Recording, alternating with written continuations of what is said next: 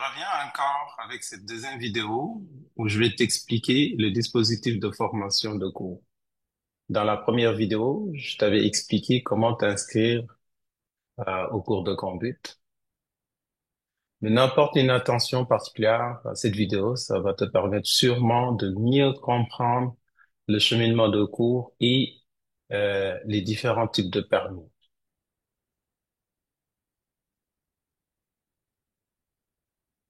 Ton cheminement en 13 mois.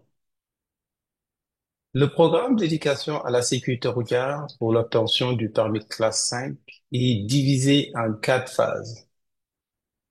Il y a la phase 1, dont la durée minimale est de 28 jours. La phase 2, la durée minimale, c'est 28 jours aussi. La phase 3, la durée minimale, c'est 56 jours. Et la quatrième et dernière phase, la durée minimale, c'est 56 jours aussi. Le contenu de la phase 1, tu auras seulement des cours théoriques. Le module 1 qui porte sur le véhicule, le module 2 qui porte sur le conducteur, le module 3 qui porte sur l'environnement routier bien entendu, le module 4 les comportements à risque. Et le cinquième module, c'est une évaluation. Pour cette évaluation, tu auras 24 questions. Ce sera des questions à choix multiples. Il te faudra un minimum de 18 bonnes réponses, ce qui représente une note de passage de 75%. Ok.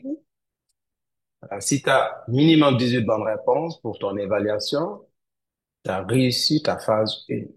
Si tu as moins de 18 bonnes réponses, pour cette fois-ci, tu n'as pas réussi l'évaluation, il faudrait que tu reprennes ton évaluation jusqu'à avoir minimum 18 bonnes réponses. Après réussite de l'évaluation, l'école va te fournir une attestation de réussite de la phase 1.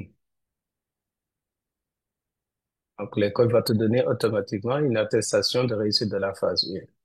Tu auras besoin de cette attestation pour récupérer ton permis d'apprenti conducteur dans un centre de service de la SAQ. Donc, c'est à toi de faire les démarches, d'aller sur le site de la SAQ, réserve ton rendez-vous pour récupérer ton permis d'apprenti conducteur, puis tu regardes toute l'information, tous les documents que tu dois apporter avant d'aller à ton rendez-vous. Donc, le jour de ton rendez-vous, ils vont te donner ton permis d'apprenti conducteur. Par la suite, tu continues ta phase 2. Ta phase 2, tu as deux cours théoriques à faire. Le module 6 qui porte sur la conduite accompagnée, le module 7 qui porte sur la stratégie OEA. Ben, une fois que tu auras ton permis d'apprenti conducteur, c'est là seulement que tu pourras commencer tes sorties, les cours pratiques. La sortie 1, la sortie 2, tu fais ta sortie 3 et tu fais ta sortie 4. Rappelle-toi que la durée minimale de la phase, c'est 28 jours aussi. Tu peux pas faire tes cours rapidement. Quand tu termines ta phase 2, tu entames la phase 3. Tu fais tes cours théoriques, le module 8, le module 9, le module 10. Prends le temps aussi de relire tes livres, de les compléter l'information, fais tes exercices, et par la suite, tu continues tes cours pratiques. Tu fais ta sortie 5, ta sortie 6, ta sortie 7, sortie 8, sortie 9 et la sortie 10. Et rappelle-toi aussi que la durée minimale, c'est 56 jours. Tu peux pas faire ça moins que 56 jours. Une fois que tu auras fini ta phase 3, là, tu entames ta phase 4. C'est en alternance aussi des cours théoriques et des cours pratiques. Tu as deux cours théoriques. Le module 11 qui porte sur la fatigue et les distractions.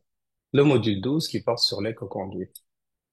Tu fais tes deux modules, tu complètes l'information en lisant tes livres, tu fais tes exercices et par la suite, tu fais tes sorties.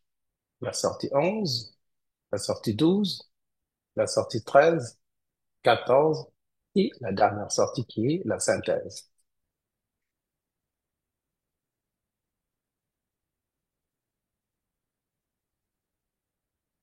Une